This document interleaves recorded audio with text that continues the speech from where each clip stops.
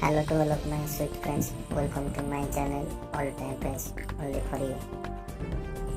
ଯଦି ଆପଣମାନେ ଏହି ଚ୍ୟାନେଲକୁ ସବସ୍କ୍ରାଇବ୍ କରିନାହାନ୍ତି ତେବେ ଶୀଘ୍ର ସବସ୍କ୍ରାଇବ୍ କରିଦିଅନ୍ତୁ। ପାଖରେ ଥିବା ଘଣ୍ଟା ଆଇକନ୍କୁ ବଜାଇ ଦିଅନ୍ତୁ, ଯାହାଫଳରେ କି ଆପଣ ତୁରନ୍ତ ନୂଆ ଭିଡ଼ିଓ ପାଇପାରିବେ। ଆଜିର ଟପିକ୍ରେ ଆମେ ସୂର୍ଯ୍ୟୋଦୟ ଓ ସୂର୍ଯ୍ୟାସ୍ତ ସମୟରେ ସୂର୍ଯ୍ୟ କାହିଁକି ଲାଲ ବର୍ଣ୍ଣ ଦେଖାଯାଏ ତାହା ଜାଣିବା। ପ୍ରଥମ କାରଣ ହେଉଛି ସୂର୍ଯ୍ୟଠାରୁ ଆସୁଥିବା ଆଲୋକ ଦିଗବଳ ନିକଟରେ ଥିବା ବାୟୁସ୍ତର ଦେଇ ଏବଂ ବାୟୁମଣ୍ଡଳରେ ଅତି କ୍ଷୁଦ୍ରତା ଗତି କରି ଆମ ଚକ୍ଷୁ ନିକଟରେ ପହଞ୍ଚିଥାଏ। ମାତ୍ର ମଧ୍ୟାହ୍ନରେ ଆମ ମୁଣ୍ଡ ଉପରେ ଥିବା ସୂର୍ଯ୍ୟ ଠାରୁ ଆଲୋକ ଦିଗବଳ ଅପେକ୍ଷା କମ୍ ଦୂରତା ମଧ୍ୟରେ ଗତି କରେ।